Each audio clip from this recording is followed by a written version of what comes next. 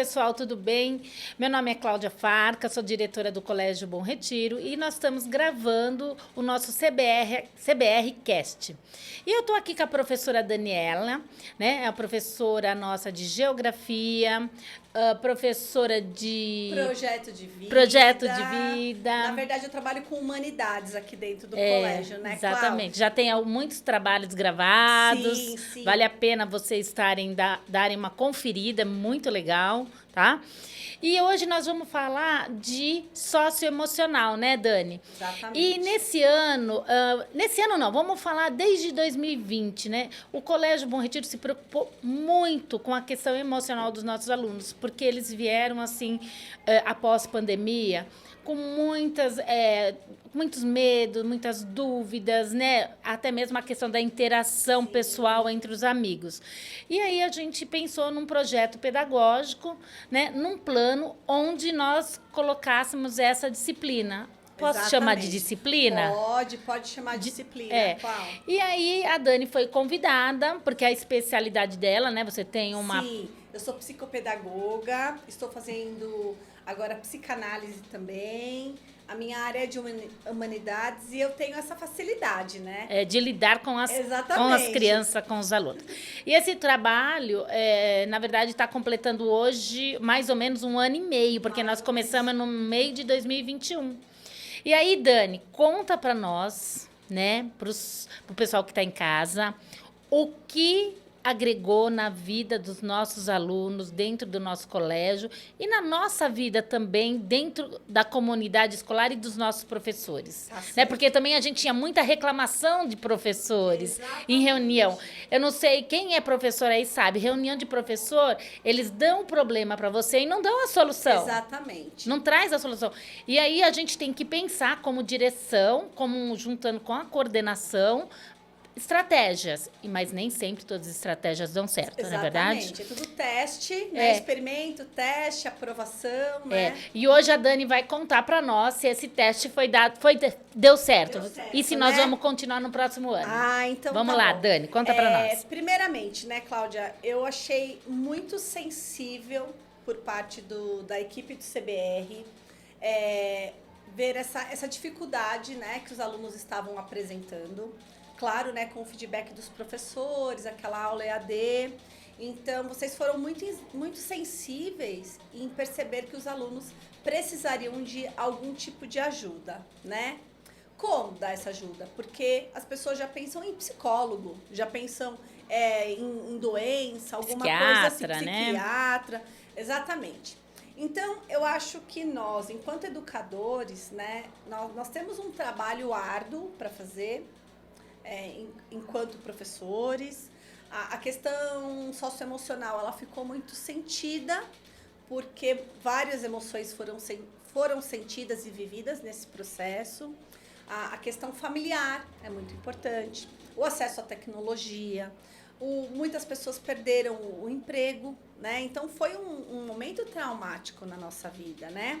E como retomar? Depois de tantos traumas, tantas incertezas, as dúvidas que nós tivemos. O medo do contato social. O medo do contato social. Eu acho que isso foi o estopim que determinou a necessidade desse projeto existir aqui dentro do colégio.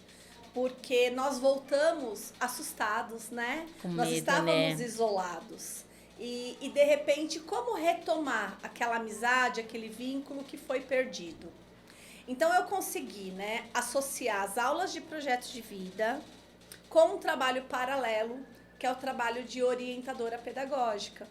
Como eu concluí a minha pós em psicopedagogia, eu consegui linkar as duas coisas. Então, observar o comportamento do aluno dentro da sala de aula e trazer, num outro momento, para um contato mais particular, de realmente fala e escuta, que o aluno conseguisse colocar os medos, os anseios, aquela necessidade de conversar. Ainda mais o adolescente, né? Que muitas vezes o pai e a mãe se tornam inimigo dele. Exatamente. Né? O pai e a mãe deixam de ser o herói, ele não entende nada.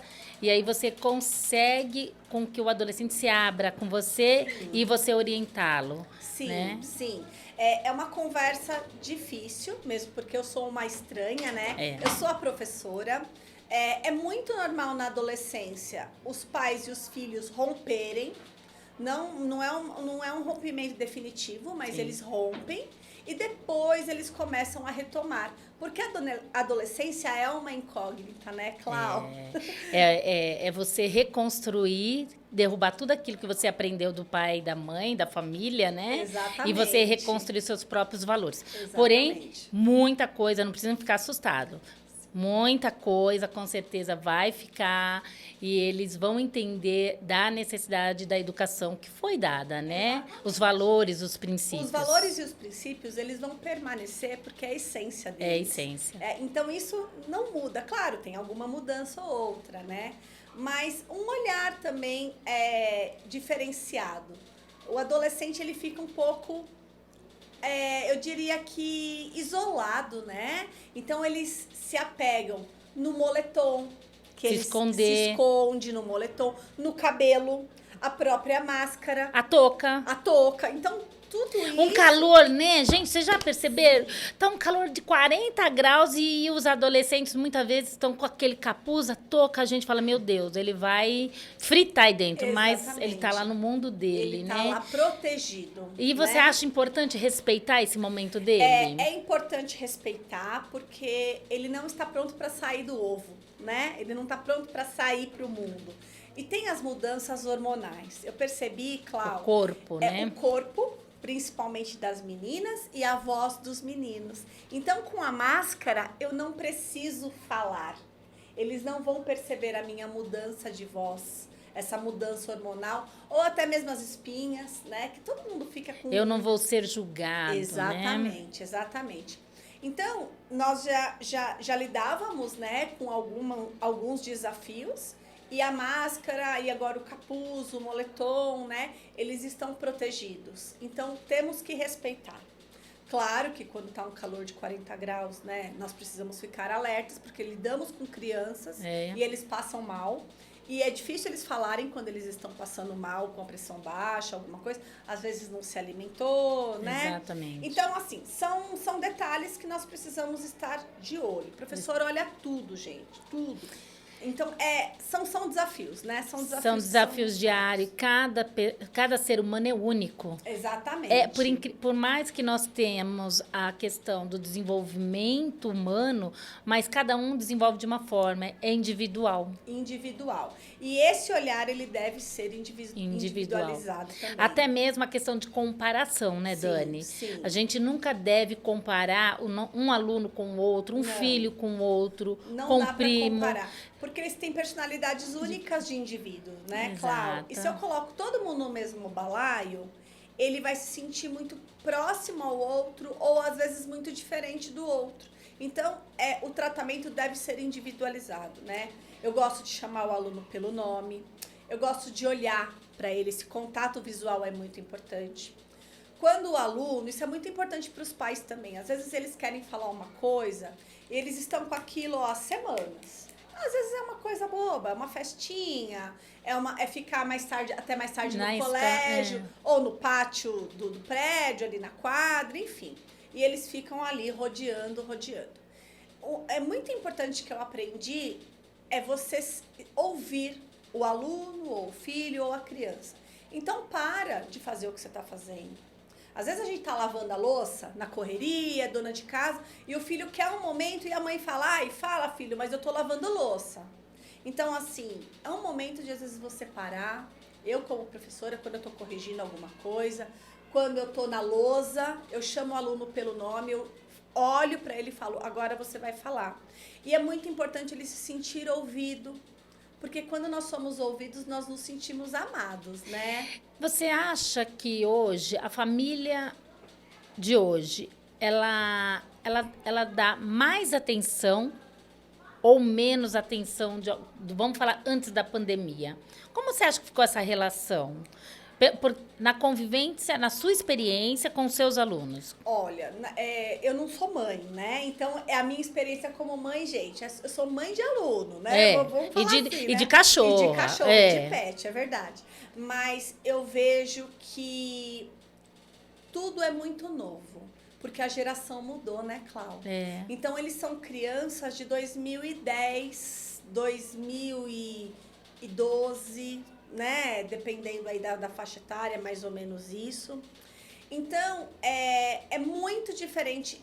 Não é igual a minha geração, que não é igual a sua. Não, dentro dos meus filhos, que exatamente. Não faz, né? Foram não são criados, tanto né? tempo, foram criados dentro da escola. São muito diferentes um do são. outro, né? Então, assim, as relações sociais mudaram.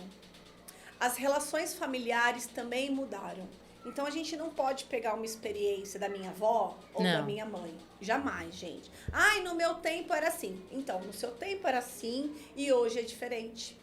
O problema é, estamos abertos a tratar o diferente como deve ser tratado? Não como diferente, mas aquilo que é diferente pra gente, incluir, né? E tentar normalizar. Sim. É difícil, porque são processos, né? Sim. Muda muito rápido a geração. Muito. Acredito que a cada 5 anos, 3 anos, né? Hoje nós temos os bebezinhos que já sabem mexer na tecnologia. E o meu pai não sabe. Você imagine daqui 5 anos como eles vão estar. Como eles vão estar. Então, os nossos de 5 já terão 10. Sim. Eles já vão nos colocar no chinelo, fácil, né, da tecnologia. Fácil. Então, a tecnologia precisa vir para a sala de aula. Não tem como isso ficar não tem mais fora. Como fugir. Não tem. O problema outra problemática é você lidar com a tecnologia de uma maneira normalizada. Saudável.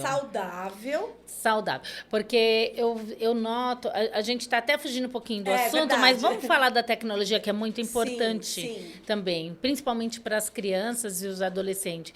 Eu vou falar uma experiência que aconteceu, nós fomos levá-los num sítio. Houve um passeio dentro do colégio e nesse passeio não pegava internet, não tinha Wi-Fi, não tinha nada, não funcionava. Mas se você vê o tanto que esses adolescentes brincaram, conversaram, se divertiram, em momento algum eles sentiram falta da tecnologia. Então, para eles, essa convivência também foi maravilhosa. Tanto que eu fui catando lá, os professores que estavam, porque nós acompanhamos todos, né? Fomos buscando, achamos o celular jogado, as coisas deles, porque eles se desprenderam. Então, o que eu quero dizer assim, é muito importante também esse momento de lazer sem a tecnologia. Sem a tecnologia, sim. Porque eu acredito que assim, a ansiedade vai diminuir, o convívio social vai melhorar. Eles vão parar de se esconder. Porque eu vou brincar. No começo, alguns estavam que tinha piscina, né? Estavam com vergonha do corpo, porque eu não quero tirar a roupa. Mas no fim, olha, todo mundo na piscina, todo mundo era igual, não tinha diferença. Foi assim, uma experiência muito boa. Gostoso. E é libertador, né, Cláudia? É libertador, Quando nós conseguimos ficar, por exemplo, um dia, eu vou fazer hoje o detox do celular. Eu fico um dia sem ninguém atrás de mim. E eu, assim, alhei algumas informações que nem sempre são importantes, saudáveis, né? Eu me sinto bem. Então, eu acho que hoje, essa mudança que você perguntou dos relacionamentos, essa mudança aconteceu também por conta da tecnologia. Foi inserida ali no seio familiar e as pessoas já não confraternizam momentos. Então, na mesa, estão com o celular. Sim. Então, os pais, vocês ainda são pais, né? Então, vamos colocar ali, né? Uma meia hora sem celular, 1 hora sem o celular. Ô, Dani, uma coisa que você falou, que eu, por ser mãe mais velha, de outra geração, né, gente, não precisa saber minha idade, exatamente. Enfim. Mas veja, eu vou em restaurante. Na minha época, que meus filhos eram pequenos, eles tocaram o terror dentro do restaurante. Em volta da mesa. Da mesa. Né? Geralmente, a gente procurava um lugar onde tivesse um parquinho, algum monitor, né? Hoje não. Hoje você vai e frequenta, o que acontece? A criança está no celular. Não, gente, não é criança de 4, 5 anos. Eu tô falando de criança de menos de 1 ano. Então, isso preocupa. Muito. Porque será que esse excesso de estímulo, que também... Tudo bem, estímulo é bom? Mas através de uma câmera, de um vídeo, não sei. Será que isso vai ter como vai ser lá na frente? Como vai ser lá na frente? nós temos aí alguns especialistas que falam nisso, né? Eles chamam de excesso de tela. Então, são crianças que não estão acostumadas com o não. Então, elas não se frustram. E crianças frustradas serão adultos mimados. Sim. Né? Então, que tipo de profissional o mercado de trabalho está formando, ou os pais estão formando, até para o mercado de trabalho e para a vida adulta, adultos que não se frustram? É uma preocupante. Muito preocupante. Então, o não é necessário, limite é necessário e regra é necessário. Tudo bem, eu entendo que os pais estejam mais cansados, porque eles trabalham mais para dar mais para os filhos. Sim. Né? Então, é um ciclo, mas você está dando mais coisas e está dando menos tempo. Menos atenção. Isso, Clau, menos atenção. Exatamente. Então, eu preciso da questão de contar história para o meu filho. Pegar um livrinho é tão bom. É tão gostoso, onde né? a criança ela vai imaginar, ela vai desenvolver a criatividade dela. Exatamente. Né? Ela não está simplesmente vendo um vídeo, ela está recebendo a informação. Ao contrário, Sim. ela está desenvolvendo a imaginação. E a criatividade. Isso vai fazer ele um ser humano melhor, mais criativo, mais participativo, mais afetivo, mais curioso. Ô, Clau, eu vou abrir aqui um parênteses. Eu fiz um trabalho de projeto de vida esse bimestre. Nós trabalhamos a ação social, né, com os alunos. Então, fizemos aí a ação nossa natalina, arrecadando alimentos com os alunos, né, do colégio.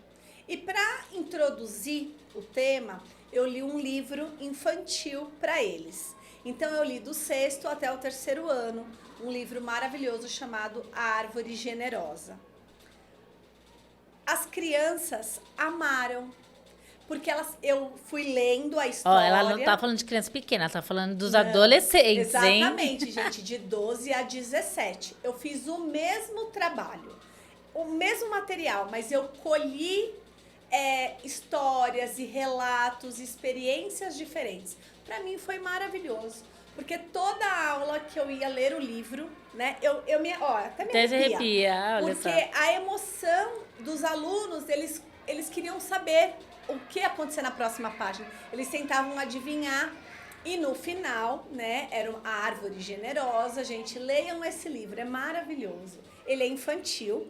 Depois o Gabriel coloca lá de quem? Coloca a editora nome, e o autor. O autor é o Chelsea Humberstein, ele é um sul-africano e ele escrevia, né, livros infantis. Clau, a mensagem é riquíssima. Eu nunca vi tanto adolescente chorar de perceber que os pais são as árvores generosas deles. Então, assim, olha o resgate. Então, nós tivemos uma aluna do 3º ano, ela falou assim, Prodani, enquanto você estava lendo, eu lembrei do meu pai lendo as histórias para mim quando eu era criança. Gente, ela tem 17 anos, olha o resgate que fez esse trabalho. Trabalho emocional, emocional. Né? Então, eles têm que conhecer os sentimentos, as emoções, o que ele está se sentindo. É importante que ele se frustre. Mas ele tem que saber o porquê que ele está se frustrando. Exatamente. Que o frustrar, ela faz parte da nossa vida, do nosso cotidiano. Um dia você amanhece bem, um dia você amanhece mais triste, um dia mais cansado, um dia mais alegre, enfim. Isso né? é normal. E eles têm que entender que isso faz parte da vida. Exatamente. Porque se ele sabe que ele acorda mal-humorado e que ele precisa de um tempo para acordar, e ele fala, ele verbaliza isso, ele vai ser respeitado. Sim. Né? Porque tem gente que acorda falando, cantando, outros acordam... São tipos de pessoas. Então, é normal acordar mal-humorado, é normal acordar super bem-humorado, né? Então, mas a gente precisa saber lidar com as pessoas e com essas diferenças. Então, se eu sei falar o que eu estou sentindo e nomear o que eu estou sentindo... Eu sou uma pessoa que eu vou crescer dominando as minhas emoções. Então, olha só, eu vou ser uma pessoa que eu vou entender o seu não, que agora não é o momento. Eu vou entender também que é muito importante aquele almoço com os meus pais. Exato. Porque não vai durar... Fazer parte do processo da família, Exatamente. né? Mas é importante falar, gente, que a gente trabalha desde a educação infantil, exatamente. o socioemocional. E a gente vem colhendo grandes frutos. Muito bom. Muito Voltando legal. só uma coisinha, claro. Dani, me explica melhor como você faz a orientação pedagógica para o aluno. Porque tá certo. Vamos voltar lá para a sala dos professores. Certo. O que acontece? Esse aluno não faz lição, esse aluno não entrega trabalho, esse aluno, né? Então, esse aluno nós vamos encaminhar para a Dani para resolver o nosso problema quanto profissional da área da educação. Exatamente. Nem sempre a gente não é bem assim, né? Mas consegue, a gente encaminha para a gente tentar buscar soluções. Como você lidar com esse aluno que o professor te encaminhou, que tem toda essa dificuldade? Porque, geralmente, ele tem uma dificuldade emocional, por isso que ele não faz as atividades, enfim, a rotina escolar dele. Exatamente. Clau, olha só, quando nós começamos com esse projeto, era muito legal, porque todo mês tinha professores com listas... E listas de alunos que eu precisava conversar. Então, primeiro, eu preciso saber como que é a rotina desse aluno, né? Será que ele trabalha fora? Será que ele tem em casa uma mesa? Será que ele cuida do irmãozinho? Tem obrigação? Exatamente. Então, na verdade, a gente tem que dar uma olhadinha na rotina. Outra coisa que é importante, tem alunos que se perdem, porque não tem um limite, e ficavam 6 horas no celular, 7 horas no celular, esquece. Ele fica lá no sofá e lá ele passa o dia. Lá ele passa o dia. Então, aí ele não cumpre nem com as obrigações escolares e nem com as obrigações domésticas. Porque, na verdade, ele é um membro da família e ele tem as obrigações ali. Arrumar o quarto, dar água pro cachorro, enfim. Sempre tem alguma coisa para fazer. Todo mundo tem, né? Todo mundo tem, claro. Então, eles estavam desorganizados porque eles não tinham uma rotina.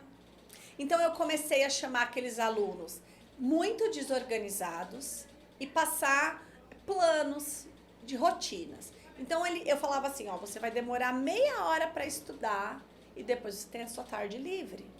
Nossa, meia hora não é nada na tarde, né? Nada. Então, assim, se você faz uma coisa com foco durante meia hora, nossa, é muito conteúdo que você tá ali absorvendo. Outra coisa, gente, o professor Vitor leu um livro sobre cérebro, porque o professor Vitor, ele estuda muito, né, Cláudia? Sim. E ele me passou a seguinte informação. Quando nós recebemos muitas informações, por exemplo, um dia de trabalho ou uma manhã no colégio, é muita informação. Sim. O cérebro fica exausto. Então, o que acontece com o aluno que acordou cedo? Ele precisa dormir. Mas se ele dorme antes de retomar o conteúdo, ele esquece. O nosso cérebro, ele funciona como uma máquina sendo descarregada. Então, tudo aquilo que ele não armazenou, ele vai descarregar para uma caixinha. Agora, se o aluno chega, vamos dizer que ele tem uma rotina assim, eu vou almoçar e eu vou fazer a minha tarefa. Então, ele retomou o conteúdo. E aí, depois ele tira o cochilinho da tarde, ele vai armazenar. Muito mais. Muito mais. Então, eles não sabiam disso. Então, eles falavam, pro Dani, eu chego, jogo a mala, me jogo na cama e durmo. Sem comer, sem trocar de roupa, sem trocar de roupa. Falei, tá errado. Então, eu comecei a instruí-los. Criar uma rotina.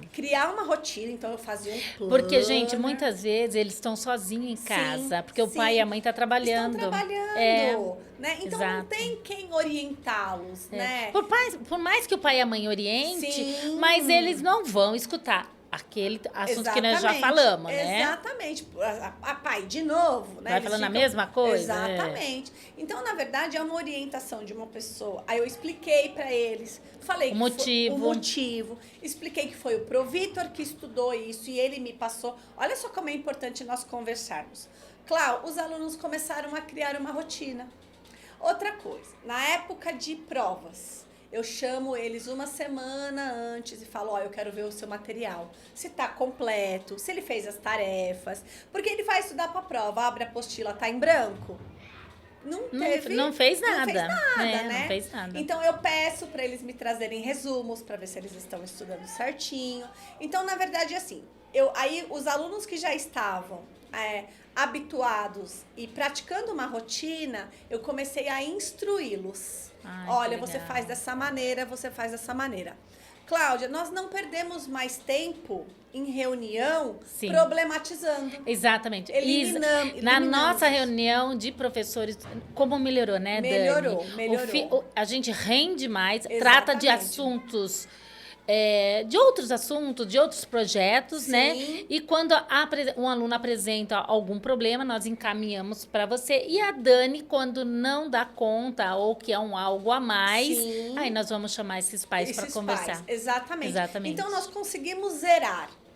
Os problemas socioemocionais, gente, existem. Sim, sempre. Existem sempre, uma hora ou outra. Problema de bullying nós não temos do Nossa, colégio. eu ia tocar nesse assunto. Não temos. A nossa escola é uma coisa muito... Eu acho assim...